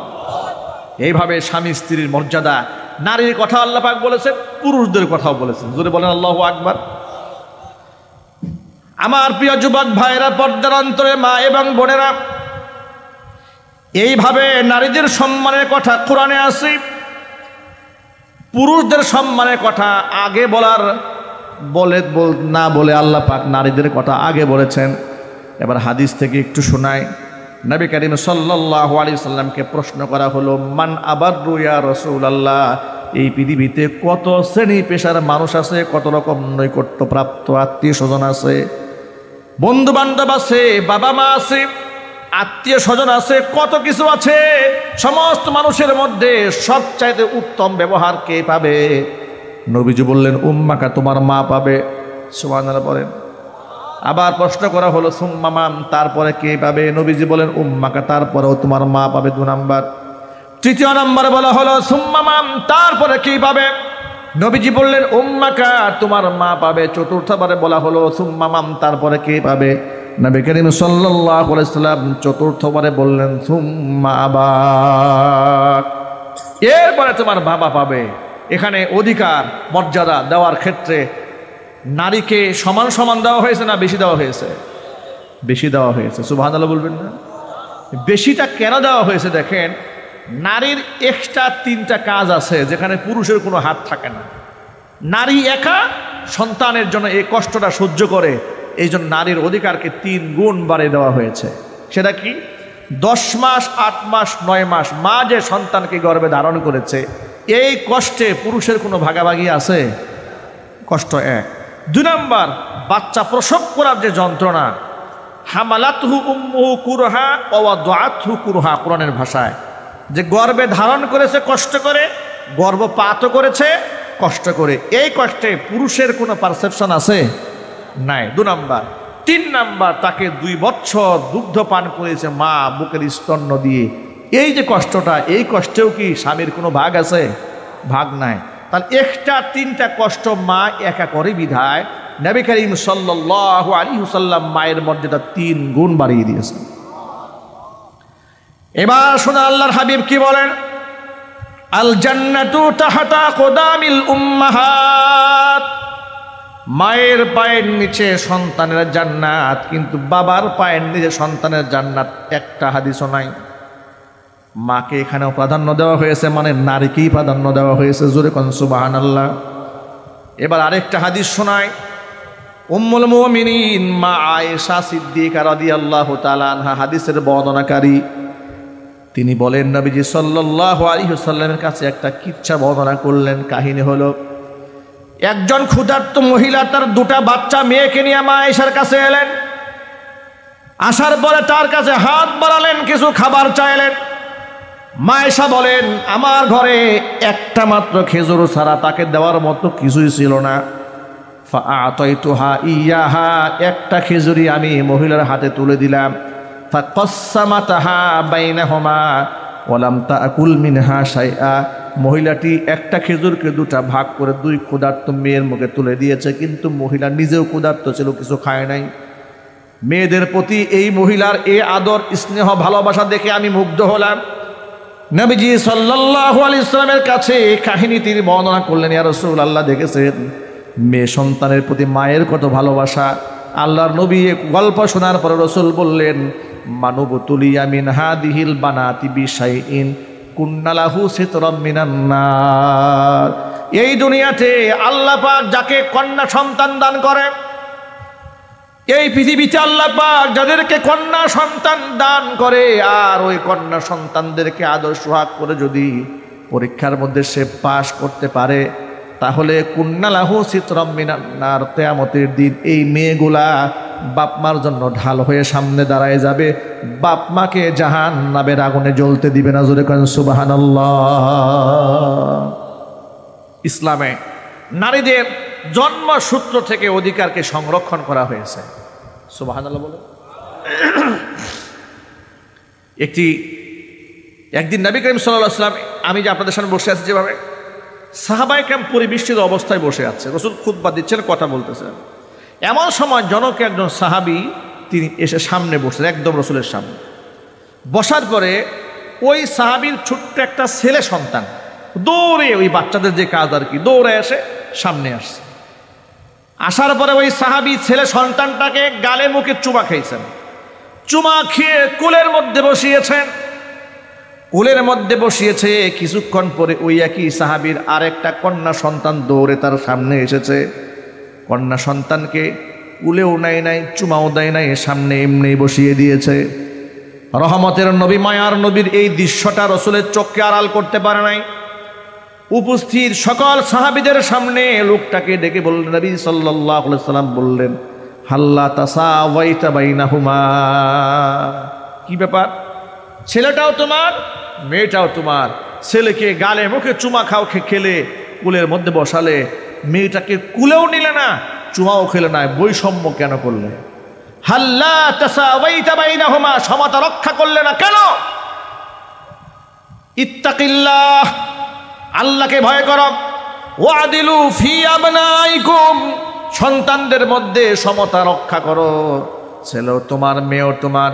ছেলেকে যেমন আদর করে কুলে কাকে নিয়ে চুমা খেয়েছো, কুলে নিয়েছো, তোমার মেয়েটাকেও কুলে নিয়ে চুম্বন করা দরকার ছিল। জোরে বলেন সুবহানাল্লাহ। সন্তানকে জীবন্ত পুঁতে ফেলতে চায়, সেই সমাজে রাসূল বললেন, ছেলেও তোমার মেয়েও তোমার। ঘরের মধ্যে যার কন্যা সন্তান আগে জন্মগ্রহণ করে, ওই ঘরের মধ্যে আসমানের রহমতের সবগুলি দরজা আল্লাহ মুক্ত করে দেয়। ইসলামে নারীর অধিকার দেওয়া হয়েছে সবার ক্ষেত্রে, সর্বদিক থেকে সর্বাগ্রে মা বোনদের সম্মান দেওয়া হয়েছে। আল্লাহ নবী আরেকটা হাদিসের মধ্যে আরো স্পষ্ট করে বলেছেন, ইন্নামাদ দুনিয়া কুল্লুহা মাতাউন, গোটা দুনিয়াটা হচ্ছে দুনিয়ার সামগ্রী, যা দেখতে পাচ্ছে সব দুনিয়ার সামগ্রী, আমি আপনি সহ। ওই খৈরু মাতাঈদ দুনিয়াল মারআতু সালিহা, আর সমস্ত সামগ্রীর মধ্যে শ্রেষ্ঠ সামগ্রীর নাম হচ্ছে নেককার মহিলা। তাহলে ইসলামে নারীকে জন্মসূত্রে সম্মান দেওয়া হয়েছে, তাকে পিতার মেয়েরা সম্পত্তির মধ্যে সম্মান দেওয়া হয়েছে, অধিকার দেওয়া হয়েছে, স্বামীর সম্পত্তির অধিকার দেওয়া হয়েছে, ভাইয়ের সম্পত্তির মধ্যে অধিকার দেওয়া হয়েছে। তার সাথে রূঢ় আচরণের কোনো সুযোগ ইসলামে রাখা হয় নাই। জোরে কোন আল্লাহু আকবার। আর সেই ইসলাম বাদ দিয়ে তারা মর্যাদা তালাশ করতেছে পশ্চিমাদের আদলে, যে তারা জিন্সের প্যান্ট পরে, এখন আমরাও জিন্সের প্যান্ট পরবো। পুরুষরা 2টা বাজে বাড়ির বাহিরে থাকে, নারীও বাহিরে থাকে। এর নাম কি সমতা? জোরে বলুন, এর নাম সমতা? আমার ভাগ্নি জামাই, একদম আমার আপন ভাগ্নি জামাই, শাহজালাল বিজ্ঞান প্রযুক্তি বিশ্ববিদ্যালয়ের শিক্ষক। কিছুদিন আগে ঘরোয়া পরিবেশে একান্ত আলাপে তিনি বললেন, মামা আমাকে বলছে যে বিশ্ববিদ্যালয়ে শিক্ষকতা করি। উনি আবার খুব আলহামদুলিল্লাহ বিশ্ববিদ্যালয়ে শিক্ষকতা করে, মুখে দাড়ি, লম্বা লম্বা দাড়ি, নামাজ কালাম পড়ে, আলহামদুলিল্লাহ খুব নেককার মানুষ। তিনি বলছেন যে আমরা শিক্ষকতা করি বিশ্ববিদ্যালয়ে, মেয়েরা রাত 10টার পরে ছেলেদের হাত ধরে আমাদের চোখের সামনে দিয়ে ঘুরে বেড়ায়।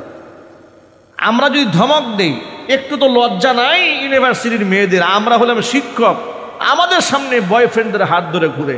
সে বলেছে, একদিন আমি এক মেয়েকে বলেছি যে তুমি যেভাবে ঘুরে বেড়াও তোমার নিরাপত্তা কে দেবে?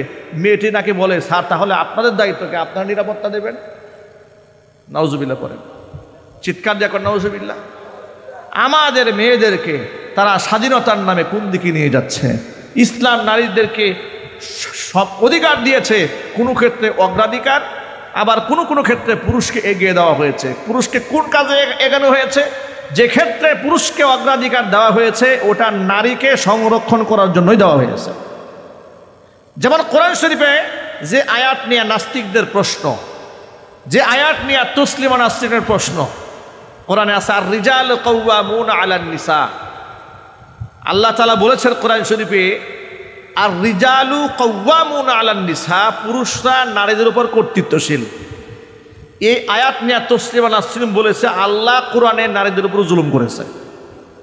ঘৃণা দিয়ে কন্যা নাউজুবিল্লাহ। পাগলের মাথা নষ্ট হয়ে গেছে। আপনাদেরকে ছোট্ট করে এই আয়াতের ব্যাখ্যা বোঝাবার জন্য একটা এক্সাম্পল দিলে সহজে বুঝতে পারবেন। আপনাদের দেশে সাইকেল রিক্সা আছে না নাই? কুমিল্লাতে নাই? সাইকেলের চাকার মধ্যে দুইটা পার্ট থাকে, একটা টায়ার থাকে, একটা টিউব থাকে ভিতরে। টিউবটা নরম থাকে, টায়ারটা শক্ত থাকে। কিন্তু টায়ার শক্তিশালী আছে বলে ভিতরে টিউব ছাড়া কি চলবে? না, টিউব লাগবে, টিউবের সাপোর্ট লাগবে, ঠিক কিনা জোরে বলেন। এরপরে টায়ার শক্তিশালী সাপোর্ট দিয়ে রাখে। এখন মোটা অংশ টায়ার বাহিরে থাকে আর নরম অংশটা টিউব ভেতরে থাকে। টিউব যদি বলে থাকবো না কো, বদ্ধ করে দেখবো এবার জগৎটাকে, আমার উপর বৈষম্য করা হয়েছে, আমাকে ঘরের মধ্যে বন্দি করা হয়েছে, আমি আর ভেতরে থাকবো না, টায়ার তুমি সরো, আমি এবার একাই ঘুরবো, কি অবস্থাটা কি হবে বলেন? একটা গুরান দেওয়ার সাথে সাথে তার কাটা ফুস, ঠিক কিনা বলেন? পরে ফিউজ বাড়াই দিবে। এদের কঙ্করের গোটা খাওয়ার শক্তি ওর নাই, পিজের ঢালাইয়ের গোটা খাওয়ার শক্তি ওর মধ্যে নাই, ও মুহূর্তের মধ্যে শেষ হয়ে যাবে। কথা বুঝলে বলতে হবে, ঠিক কিনা? আল্লাহ তাআলা নারী আর পুরুষকে এভাবে তৈরি করেছেন। নারী দেহটা আল্লাহ পাক কোমল করে বানিয়েছেন, তার মেজাজের মধ্যে কিছুটা ভিন্নতা আছে, তার শারীরিক অবকাঠামো আল্লাহ তাআলা ভিন্ন ভিন্ন করে সৃষ্টি করে কর্মসংস্থান ভাগ করে দিয়েছেন। পুরুষরা রৌদ্রে হাড় ভাঙা পরিশ্রম করবে ঘরের বাইরে, নারীরা থাকবে ঘরের ভিতরে। টিউব যেমন ঘরে থেকে, টিউব যেমন ভিতর থেকে শক্তিশালী টায়ারকে সাপোর্ট দিয়ে রাখে, নারীর কাজ হচ্ছে অন্দর মহলে বসে পুরুষ নামক টায়ারকে ভিতর থেকে শক্তি যোগাবে। জোরে কোন আল্লাহু আকবার। একটা পুরুষ যত পয়সা ইনকাম করুক না কেন, ঘরের মধ্যে যদি বউয়ের সাপোর্ট না থাকে, সুখ না থাকে, ওই পুরুষ বাহিরে বেশিক্ষণ টিকতে পারবে না। কথা বলেন? ওর মাথা থাকবে গরম, মেজাজ হয়ে যাবে খারাপ, এরপরে সবার সাথে সে খারাপ আচরণ করা শুরু করবে। দেখবেন মসজিদের ইমাম সাহেবের সাথে সবচেয়ে খারাপ ব্যবহার ওই লোকটা করে মহল্লার, যার ঘরে বউর সাথে মহব্বত নাই। আপনি দেখবেন ইমাম সাহেবের সাথে রাগারাগি বেশি কে করে, হুজুরকে বড় ধমকটা কে দিয়েছে, ভালো করে তালাশ করে দেখবেন যে মাত্র বউর সাথে মারামারি করে আসছে, বউর সাথে পারে নাই, সেই রাগ মিটাইতে আসছে ইমাম সাহেবের উপরে। এটা হচ্ছে সমাজের চরম বাস্তবতা। এই জন্য পুরুষকে ঘর থেকে সাপোর্ট দিতে হবে, তাহলে টায়ারের মতো সে শক্তিশালী হয়ে ভূমিকা পালন করবে। টায়ার যেমন টিউবকে সংরক্ষণ করে, পুরুষও গোটা জীবন দিয়ে নারীকে পাহারাদারি করবে। জোরে কোন আল্লাহু আকবার। যেমন নাকি সাপোর্ট দিয়েছিলেন উম্মুল মুমিনিন মা খাদিজাতুল কুবরা রাদিয়াল্লাহু তাআলা আনহা, ঘর থেকে আল্লাহর নবীকে কত বড় সাপোর্ট দিয়েছিলেন।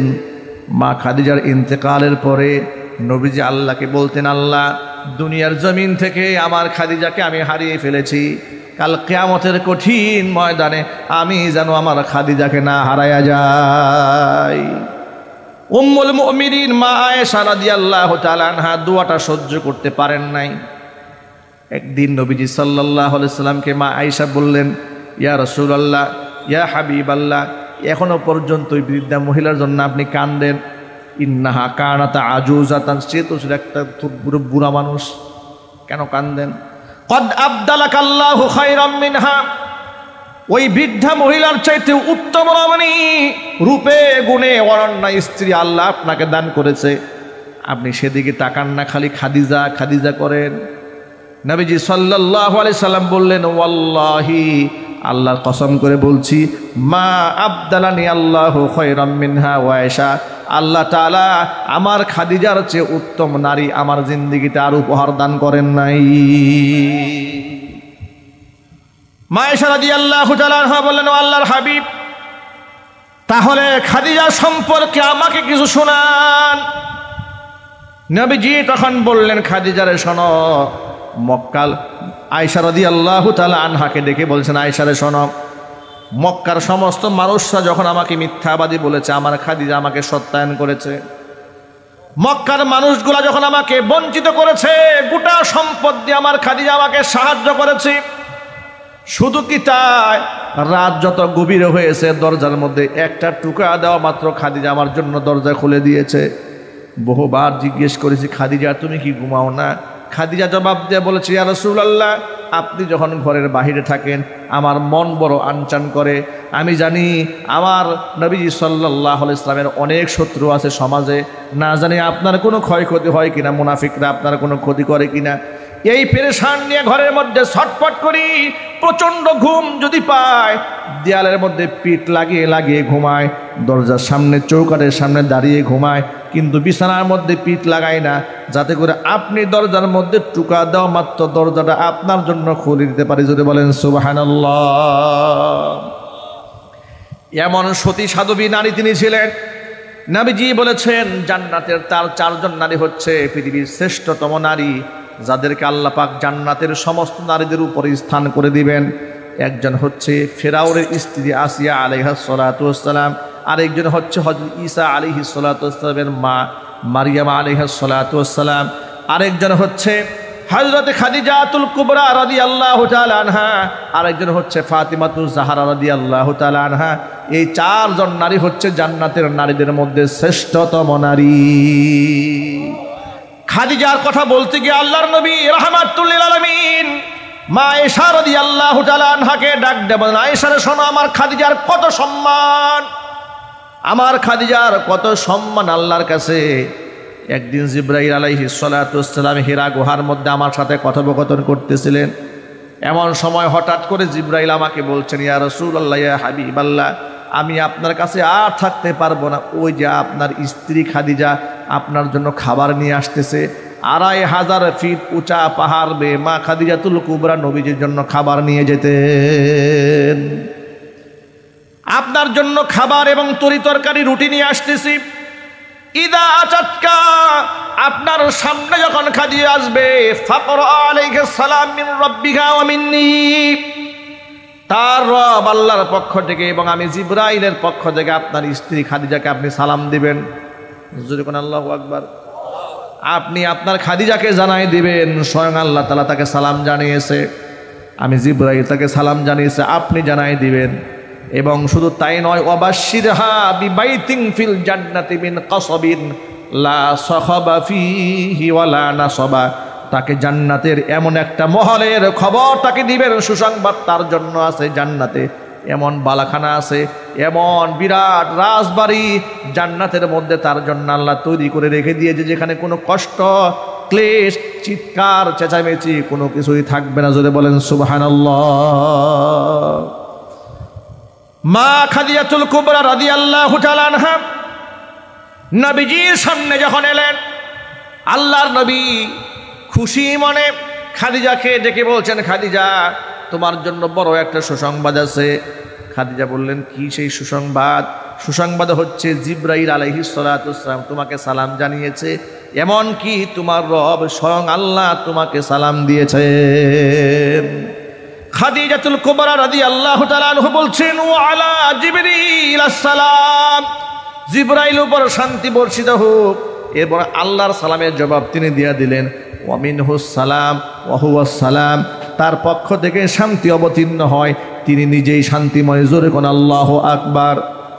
আমার ভাইয়েরা, আমার মা এবং বোনেরা, আপনাদেরকে মেসেজ দিতে হবে, কান খুলে শুনে রাখেন। স্বামীর সম্মান করে এই পৃথিবীতে কোনো নারী অসম্মানিত হয়নি, অপমানিত হয়নি, বরং এই পৃথিবীতে যত নারীদের সম্মান আল্লাহ পাক বাড়িয়েছেন স্বামীর সেবার কারণেই বাড়িয়ে দিয়েছেন।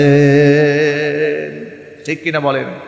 কিন্তু আধুনিকতার নামে এই দেশের তথাকথিত মহিলারা তারা এই দেশের নারীদেরকে বুঝায় স্বামীর সেবার মধ্যে সম্মান নাই। সম্মান কোথায়? তুমি গিয়ে চাকরি করবে, বিমানবালা হয়ে চাকরি করবে, তুমি গিয়ে ক্যাম্বাসার হবে, তুমি গিয়ে পত্রিকার সম্পাদক হয়ে যাবে, তুমি গিয়ে টেলিভিশনের উপস্থাপিকা হয়ে যাবে, তুমি হসপিটালের ক্যাশিয়ারগিরি করবে, অসংখ্য পুরুষের মনোরঞ্জন করবে, এগুলার মধ্যে সম্মান তোমার। চিল্লায় কর নাউজুবিল্লাহি মিন যালিক। আমার ভাইরা, মা বোনদের জন্য আমার এই মেসেজ হচ্ছে, মায়েরা বোনেরা, কিয়ামতের দিন জাহান্নামে যাওয়ার সবচেয়ে বড় কারণ দুইটাই। এর মধ্যে 1 নাম্বার কারণ হচ্ছে লিতাকফুরনাল আশির, স্বামীর নাফরমানি করা। 2 নাম্বার কারণ হচ্ছে অধিক হারে লানত পেশ করা। এই ভয়াবহ গুনাহ থেকে আমার মা বোনদের বাঁচার দরকার আছে না নাই? আর আপনারা যারা আছেন আপনাদের জন্য একটা সবক আছে। কষ্ট হচ্ছে আপনাদের? এই সবকটা শোনার পরেই আমরা আলোচনার শেষ দিকে যাব। আমরা বলি ইনশাআল্লাহ। বলেন না ইনশাআল্লাহ? সেটা হচ্ছে এই মা বোনদের আল্লাহ তাআলা তৈরি করেছেন একটু ভিন্ন রকম মেজাজ দিয়া। আল্লাহর নবী সাল্লাল্লাহু আলাইহি সাল্লাম বলেছেন, ইন্নাল মারআতা খুলিকাত মিন দিলাইন, নারীদেরকে আল্লাহ তাআলা পুরুষের বাঁকা হাড় থেকে তৈরি করেছেন। তাদের মেজাজের মধ্যে একটু বক্রতা আছে। ইদা আকামতাহা কাসারতাহা, যদি বেশি টাইট দিয়ে সোজা করতে চাও তাহলে ভেঙে ফেলবে, মানে সংসার টিকবে না, সংসার ভেঙে যাবে। বেশি টাইট দেওয়ার কোনো সুযোগ নাই। নারীরা একটু এদিক সেদিক করবে, এটা মানতে হবে, না মানা দরকার আছে না নাই? এ কথা কোনোদিন চিন্তা করবেন না যে আমি হইলাম নবাবজাদা, আমি যা বলবো আমার বউ তাই করবে। এই কথা মাথা থেকে ঝেড়ে ফেলেন। যে সমস্ত যুবকরা বিয়ে করেন নাই, আগেই এই ট্রিক্সটা শিখাই দিই, এই ফর্মুলাটা আগেই শিখেন। এই কথা মাথা থেকে সরাই ফেলেন যে আমি যা বলবো আমার বউ তাই করবে। বরং আপনার বউ বুঝবে, একেবারে জিলাপির মতো সোজা বুঝবে। এটা মাথায় রাখতে হবে যে আল্লাহ ওরে বানাইছে এরকম করে। তা আপনি মেজাজ দেখেন কেন? নবী ইসলাম আমাদেরকে শিখিয়ে দিয়েছেন। আচ্ছা দেখেন, আপনারা বলেন তো, পৃথিবীর সব নারী একত্রিত করে মা আয়েশার সমান হবে? আরো জোরে বলেন। দুনিয়ার সব মহিলা একত্রিত করে হলেও একটা খাদিজা হবে? আল্লাহু আকবার বলেন। সেই আয়েশা রাদিয়াল্লাহু তাআলা আনহা একদিন নবী করিম সাল্লাল্লাহু আলাইহি সাল্লামের কাছে অন্য স্ত্রীর ঘর থেকে, আয়েশার ঘরে রাসূল সাল্লাল্লাহু আলাইহি ওয়াসাল্লাম আসেন, এমন সময় অন্য এক সতীনের কাছ থেকে রসুলের পিয়ালার মধ্যে কিছু হাদিয়া আসছে। আয়েশা রাদিয়াল্লাহু তাআলা আনহা কাচের পিয়ালা হাতের মধ্যে নিয়ে আসার দিয়ে ভেঙে ফেলছে। খুব বুঝেন, মেজাজটা দেখিয়ে দিয়েছে কেমন। তার গায়রতে লেগেছে যে আল্লাহর নবী আমার স্বামী আমার ঘরে আছে, যখন তার ঘরে থাকবে সে তো মেহমানদারি করে, কিন্তু আমার ঘরে উনি আজকে, এখন আমার পালা, আমি তারকে খাওয়াবো, আমি তার সেবা করব, আমার সতীন কেন খাবার পাঠাতেছে? মানুষ হিসেবে এটা তিনি সহ্য করেন নাই। তাহলে আয়েশা রাদিয়াল্লাহু তাআলা আনহার মতো এত জ্ঞানী, এত বুদ্ধিমতী, এত মেধাবী, এত তীক্ষ্ণ মেধাবী, যার ব্যাপারে নবী করিম সাল্লাল্লাহু আলাইহি ওয়াসাল্লাম বলেছেন নারীদের মধ্যে শ্রেষ্ঠ নারী হচ্ছে আয়েশা। সুবহানাল্লাহ। তিনি যদি এই মেজাজ দেখান তা আমাদের বউরা যে ঝাঁটা দিয়ে পিটাই নাই তাই তো বেশি। কথা বলেন ঠিক কিনা যেটা বলেন? তো একটু রাগ তো করতেই পারে। তাই বলে উনি একটু রাগ করলো, আপনি আরেকটু রাগ করলেন, সে আরেকটু রাগ করলো, আপনি আরো মেজাজ দেখালেন, এর দ্বারা কি হয়ে গেল? সংসার টিকবে? সংসার টিকবে না। নবী সাল্লাল্লাহু আলাইহি ওয়াসাল্লাম আমাদেরকে একটা টিপ শিখিয়ে দিয়েছেন, ইদা আকামতাহা কাসারতাহা, বেশি টাইট দিবা সোজা করার জন্য, একদম ভেঙে যাবে, সংসারই টিকবে না।